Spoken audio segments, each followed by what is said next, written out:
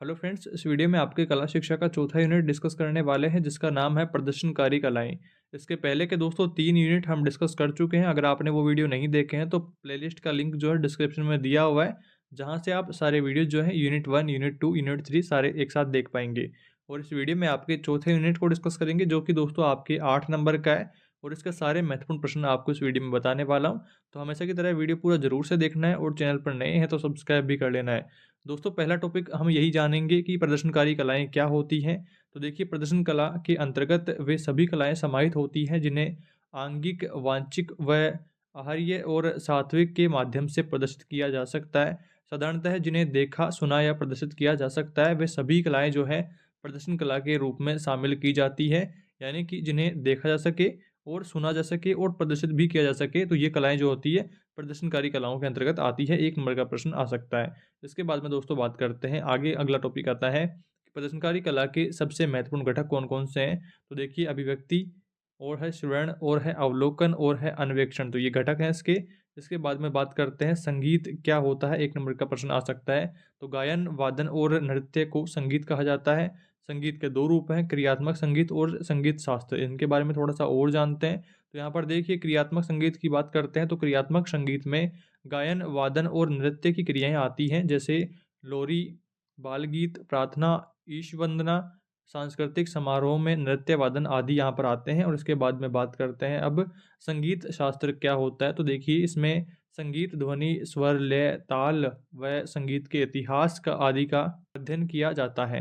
तो ये कुछ पॉइंट्स दोस्तों यहाँ पर ध्यान रखना है। इसके बाद में स्वर की बात करते हैं तो श्रुतियों से उत्पन्न वह स्वयं भूनाद जिसमें अनुरंजन हो, मन का रंजन हो और कर्ण प्रिय होना चाहिए, तो उसे स्वर कहते हैं। अर्थात कंपन व नियमित आवृत्ति द्वारा उत्पन्न कर्ण प्रिय मधुर ध्वनि को स्वर कहते हैं। स्वर के प्रकार देख लीजिए, शुद्ध अथवा प्राकृत स्वर और विकृत स्वर 2 प्रकार हैं। और इसके बाद में दोस्तों बात करते हैं ताल क्या होता है, तो 1 नंबर का प्रश्न आ सकता है। तो देखिए, नाट्यशास्त्र के रचयिता भरत मुनि ने संगीत में काल या समय के मापने के साधन को ताल कहा है। ताल शब्द तल धातु से बना है, जिसमें गीत, वाद्य और नृत्य प्रतिष्ठित यहाँ पर होते हैं, वह ताल रहता है। इसके बाद में बात करते हैं मात्रा क्या होती है। तो देखिए, ताल मापने की इकाई को मात्रा कहते हैं। मात्रा ताल का ही एक हिस्सा है, क्योंकि मात्राओं के योग से ही समस्त तालों की रचनाएं यहाँ पर हुई है। और इसके बाद में दोस्तों आगे बढ़ते हैं। अगला टॉपिक हमारे सामने आता है, वाद्य किसे कहते हैं। तो देखिए, वाद्य शब्द का शाब्दिक अर्थ वादनीय होता है या फिर बजाए जाने योग्य यंत्र विशेष। यह शब्द वंद धातु से उत्पन्न हुआ है। वदतीति वाद्यम, जो बोलता है वही वस्तुतः वाद्य है। ध्यानपूर्वक सुने तो वाद्य में हमें स्वरों और उसमें बंधे शब्दों का स्पष्ट उच्चारण सुनाई भी देता है। वाद्य वादन की सफलता की यही स्पष्टता है। इसके बाद में देखिए, प्राचीन सभ्यताओं में संगीत कला व वाद्यों के प्रयोग के प्रमाण भी मिले हैं। प्राचीन चित्रकला व मूर्तिकला में ऐसे कई उदाहरण मिले हैं जिससे विभिन्न वाद्यों की जानकारी मिलती है, जैसे डमरू, वीणा, बंसी, घंटा, शंख, ढोल, नगाड़े, घुंघरू आदि। यहाँ पर इसके उदाहरण आपको ध्यान रखना है। इसके बाद में बात करते हैं वाद्यों के प्रकार कौन-कौन से हैं। तो 4 प्रकार होते हैं वाद्यों की। तो देखिए, और पहले की बात करते हैं तंतु वाद्य की, तो ऐसे वाद्य यंत्र जिनमें तार द्वारा स्वर उत्पन्न किए जाते हैं, जैसे वीणा, सितार, एकतारा, वायलिन आदि। और दूसरा है अवनद वाद्य, तो चमड़े में मढ़े हुए वाद्य यंत्र जिन पर आघात करके बजाया जाता है, जैसे ढोलक, चंग, डमरू, नगाड़ा, डफली आदि। और इसके बाद में सुशिर वाद्य, तो हवा या फूंक से बजने वाले वाद्य यंत्रों को सुशिर वाद्य यंत्र कहते हैं, जैसे शंख, बांसुरी, हारमोनियम, बीन, शहनाई आदि। और इसके बाद में आता है चौथे नंबर पर घन वाद्य, तो मिट्टी, धातु, लकड़ी आदि से बने हुए वाद्य यंत्र जिन्हें चोट या आघात द्वारा बजाया जाता है। तो घुंघरू, घंटा, मंजीरा, घड़ताल ये आदि जो हैं घन वाद्य में आते हैं। देखिए, अवनद जो होता है ये भी आघात करके बजाए जाते हैं। पर इसके उदाहरण देखिए, ढोलक जो होता है और चंग और डमरू, नगाड़ा इस तरह के हैं। और यहाँ पर जब बात करेंगे घन में, तो यहाँ पर देख लीजिए कि यहाँ पर घुंघरू, घंटा, मंजीरा इनकी बात हो रही है, तो आपको डिफरेंस यहाँ पर दिख रहा होगा।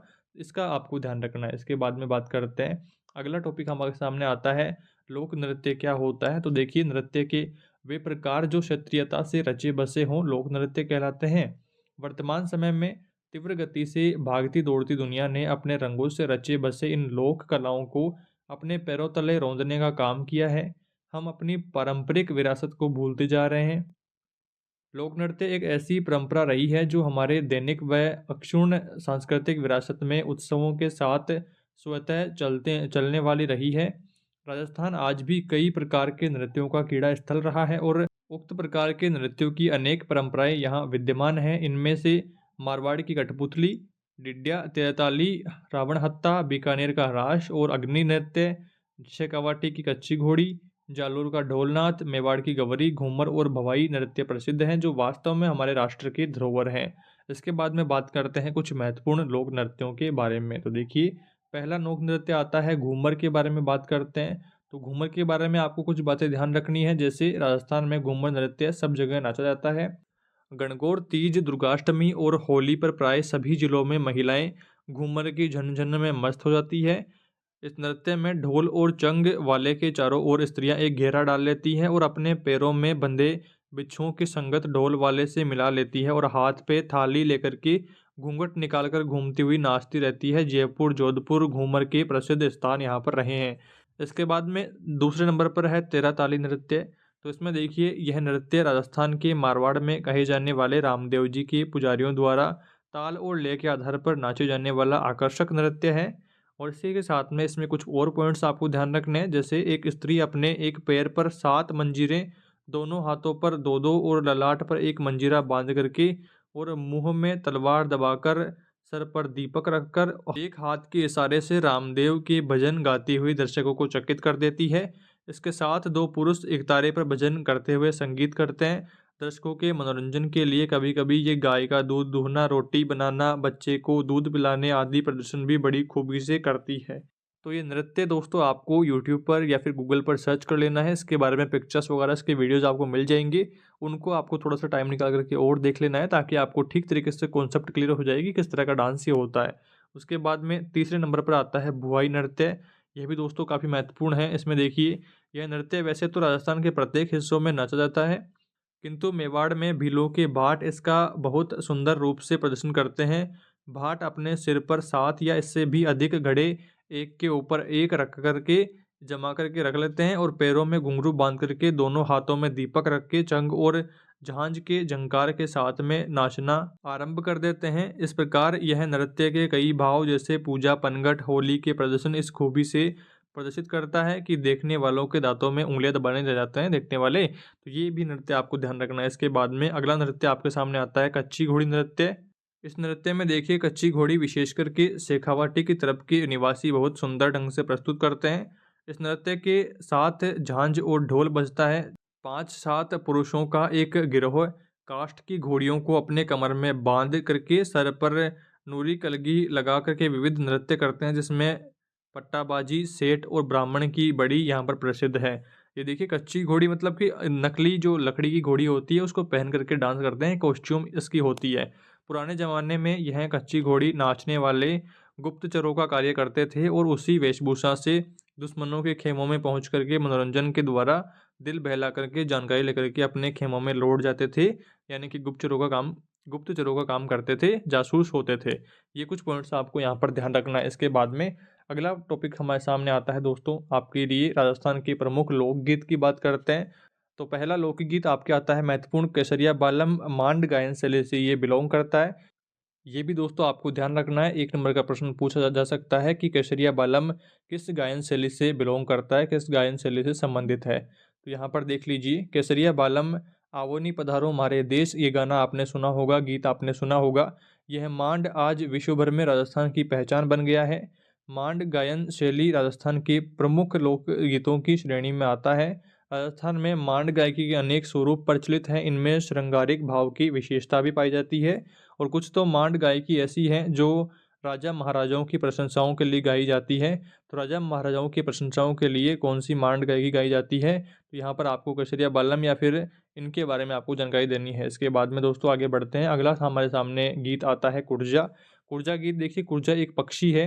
कुर्जा एक सारस जैसा श्वेत सुंदर पक्षी होता है। ये आकाश में बहुत ऊंचे कतार में उड़ते हैं। कुर्जा को संदेशवाहक प्रतीकात्मक स्वरूप का वर्णन भारतीय इतिहास में मिलता है, जहां नायिका किसी को माध्यम बना करके अपनी बात प्रिय तक पहुंचाने का प्रयास करती है। इस राजस्थानी लोकगीतों में कुर्जा पक्षी के द्वारा ढोला मारू के प्रसंग में मन की बात भिजवाने का उल्लेख मिलता है। इसमें देख लीजिए 2 लाइन गीत की यहाँ पर लिखी हुई है कि कुर्जा म्हारी भंवर मिला दीजिए रे, कुर्जा म्हारी हालोनी बादिल्ला रे देश। इसको इस तरह का ये गाना है। आप यूट्यूब पर या फिर गूगल पर सर्च करना, आपको लिरिक्स इसका वीडियो मिल जाएगा, आप आराम से देख लेना। और यहाँ पर दोस्तों बात करते हैं गोरबंद के बारे में। तो यह राजस्थान का लोकप्रिय गीत है। वस्तुतः गोरबंद ऊँट की सजावट करते समय पलान के पास से ऊँट की गर्दन पर बांधा जाता है। इस गीत में ऊँट का श्रृंगार वर्णन मिलता है। इस गीत में ममत्व है और इसके शब्द बहुत हृदय स्पर्शी हैं। इसके बाद में दोस्तों आगे बात करते हैं कि यह राजस्थान वासियों के पशु प्रेमी होने को भी दर्शाता है। तो आपको प्रश्न पूछ सकता है कि राजस्थान वासियों के पशु प्रेमी होना कौन सा लोकगीत दर्शाता है। 4 ऑप्शन दे देगा, तो आपको गोरबंद पर क्लिक करना है। और यहाँ पर देख लीजिए, यह गीत प्राय राजस्थान के मरुस्थलीय क्षेत्रों में गाया जाता है। अजमेर क्षेत्र के सांशी कंजर भी इसे गाते हैं। मारवाड़ की और घूमर नृत्य के साथ भी इसे गाया जाता है। टर्ली लूमा झुमारी मारे गोरबंद अखराड़ो, इस तरह का ये गीत रहता है। आप सभी ने सुना होगा, नहीं सुना है तो यूट्यूब पर सर्च करना, आपको मिल जाएगा। इसके बाद में बात करते हैं दोस्तों अलंकार के बारे में। अलंकार दोस्तों बेसिकली क्या होता है कि सुर ताल मिलाना, इस तरह से आप समझ सकते हैं। थोड़ा सा यहाँ पर देख लीजिए कि शाब्दिक अर्थ इसका होता है सजाना। और जिस प्रकार से आभूषणों द्वारा शरीर की शोभा बढ़ती है, उसी प्रकार अलंकारों के द्वारा गायन वादन की शोभा बढ़ती है। स्वरों की विशेष प्रकार की नियमबद्ध रचना को अलंकार कहते हैं। अलंकार में स्वरों का क्रम उल्ट पलट करके रखा जाता है, अतः इन्हें पलटा भी कहते हैं। ये भी आपको ध्यान रखना है, पलटा किसे कहते हैं। 4 ऑप्शन दे देगा, तो आपको अलंकार पर क्लिक करना है। इस तरह का आपके ऑप्शनल प्रश्न आ सकता है। यहाँ पर देख लीजिए, प्रथम प्रवेश पाते ही विद्यार्थियों के कंठ को या उंगलियों को सुधारने के हेतु अलंकार ही कराए जाते हैं, जिससे अभ्यास करने से स्वर, आलाप, तान, विस्तार करने की शक्ति तथा माधुर्य बढ़ता है। जैसे आभूषणों से स्त्री की शोभा बढ़ती है, वैसे ही आभूषण की सुगाव की जैसे आभूषणों से स्त्री की शोभा बढ़ती है और आभूषण ही सुहाग की निशानी होते हैं, वैसे ही संगीत को अलंकार सुसज्जित करते हैं। अर्थात गाने का राग स्थापित करने के लिए उसे अलंकार से ही विभूषित किया जाता है।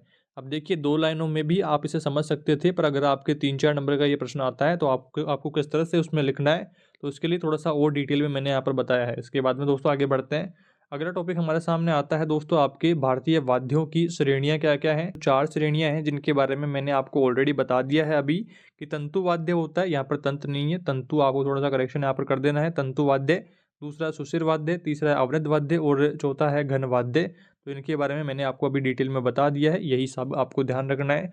और घन वाद्य जो है आघात वाला चोट देकर के किया जाता है। झांझ जो पायल वगैरह होती है वो उसमें आती है। गठा तरंग, पियानो, मंजीरा, झांझ, करताल, इस तरह के भी यहाँ पर आते हैं, तो ये इनका आपको ध्यान रखना है। इसके बाद में अलगुजा एवं मंजीरा की बात करते हैं। तो सबसे पहले बात करते हैं अलगुजा के बारे में। तो राजस्थान का प्रसिद्ध फूंक वाद्य अलगुजा बांसुरी की तरह छिद्र युक्त होता है। वादक 2 अलगुजे मुंह में रख करके एक साथ बजाता है। इससे एक अलगुजे पर स्वर कायम किया जाता है और दूसरे पर वादन किया जाता है। यह वाद्य केर, बांस अथवा सुपारी की लकड़ी से बनाया जाता है। तो आपको प्रश्न पूछा जा सकता है कि अलगुजा जो होता है किस लकड़ी से बना होता है, तो आपको ऑप्शन दे देगा और आपको प्रश्न पूछ सकता है, या फिर आपको पूछ ले कि सुपारी की लकड़ी से कौन सा वाद्य यंत्र बनता है, तो अलगुजा बनता है। इस तरह से आपको ध्यान रखना है। इसके बाद में अगला हमारे सामने आता है मंजीरा। तो यह धातु के 2 गोले कटोरी नुमा छोटे गोलाकार टुकड़ों से बने होते हैं। इसके मध्य में छेद होते हैं। दोनों टुकड़ों को पृथक पृथक हाथों में पकड़ करके बजाने से ध्वनि उत्पन्न होती है। तो ये क्या होता है, मंजीरा होता है। अगला टॉपिक है ढोल का सांस्कृतिक महत्व क्या रहता है। तो ढोल भी ढोलक की तरह ही एक मांगलिक वाद्य यंत्र है। राजस्थान के कई लोक नृत्यों में यह बजाया जाता है और ढोल का जोड़ा थाली व बांकिया है। ढोल धातु से निर्मित बेलनाकार आकृति वाला खोखला वाद्य है, जो कि दोनों ओर से चमड़े से बना होता है। यह करीब 4 बलिस्थ लंबा और 3 बलिस्थ चौड़ा, 3 बलान चौड़ा होता है। ये आपको ध्यान रखना है। इसके बाद में इस पर बकरे की खाल चढ़ती है। तो बकरे की खाल किस वाद्य यंत्र पर चढ़ती है, तो आपको ये ध्यान रखना है। और सूत की रस्सी या सन की रस्सी से इसे कसा जाता है। इसकी आवाज़ गंभीर होती है। दोनों हाथों से आघात तथा लकड़ी की सहायता से वादन इसमें किया जाता है। ये भी आपको ध्यान रखना है। इसके बाद में बात करते हैं राजस्थान के लोक वाद्य के बारे में। तो पहला है कमाईचा, यहाँ पर ध्यान रखना है। स्वरों में गूंज और गंभीरता के कारण कमाईचा की ध्वनि का प्रभाव कुछ अलग प्रकार का होता है। इसमें 27 तार होते हैं, ये भी आपको ध्यान रखना है। प्रश्न पूछ सकता है कि किस वाद्य यंत्र में 27 तार होते हैं, तो कमाइचा आपको ध्यान रखना है, इंपॉर्टेंट है। इसका आकार सारंगी से काफ़ी अलग, यहाँ पर थोड़ा सा करेक्शन कर देना, काफ़ी अलग होता है। यह गज से बजने वाला तंतु वाद्य है। इसके निचले भाग में शीशम की लकड़ी की गोलाकार तबली होती है, जिसके ऊपर खाल मड़ी होती है। इसके ऊपरी भाग डांड पर तांत के तार चढ़े होते हैं, जिस पर गज द्वारा घर्षण करने पर वह दूसरे हाथ की उंगलियों को तांत से दबाने पर ध्वनि यहाँ पर निकलती है। ये आपको ध्यान रखना है। इसके बाद में अगला आता है हमारे सामने सेकंड नंबर पर करताल। तो करताल बनाने के लिए सामान्यतया राजस्थान में पैदा होने वाले खेर और बबूल की लकड़ी का उपयोग किया जाता है। तो करताल किस लकड़ी से बनता है? खेर और बबूल की लकड़ी से। ऐसा प्रश्न आ सकता है। इस वाद्य के दो भाग होते हैं, एक भाग हाथ के अंगूठे की आंतरिक भाग व दूसरा भाग जो है चारों उंगलियों में हथौलियों के बीच में यहाँ पर होता है। मीराबाई के चित्रों में एक हाथ में इकतारा है और दूसरे हाथ में करताल दृष्टिगोचर होता है, ये आपको ध्यान रखना है। इसके बाद में अगला आता है इकतारा क्या होता है? तो इकतारा देखिए, प्राचीन वाद्य इकतारा भारत का अति लोकप्रिय तंतु वाद्य है। गोल तुम्बे में 2-3 हाथ का एक बांस जोड़ दिया जाता है। तुम्बे के ऊपरी भाग को काट कर के उस पर चमड़े से मढ़ देते हैं। उसके ऊपर बांस में लगी खूंटियों की सहायता से एक लोहे का तार चढ़ा दिया जाता है। यह वाद्य यंत्र एक हाथ से बजाते हुए स्वर देने के लिए प्रयुक्त होता है। कृष्ण भक्ति में लीन मीराबाई के हाथ में इकतारा शोभायमान रहता है। आपने कई कबार यहाँ पर गीतों में, फोटो में देखा होगा। इस तरह से दोस्तों आपने चौथे यूनिट में इन सभी टॉपिक्स को ध्यान रखना है। आई होप आपके सारे डाउट्स इस वीडियो में क्लियर हुए होंगे। फिर भी इससे संबंधित आपके कोई भी डाउट्स रहते हैं कमेंट बॉक्स में जरूर बताना है। जल्दी मिलेंगे दोस्तों अगले यूनिट के साथ। तब तक दोस्तों आप बाकी यूनिट्स को देख करके अपनी तैयारी करते रहें। Thanks for watching this video.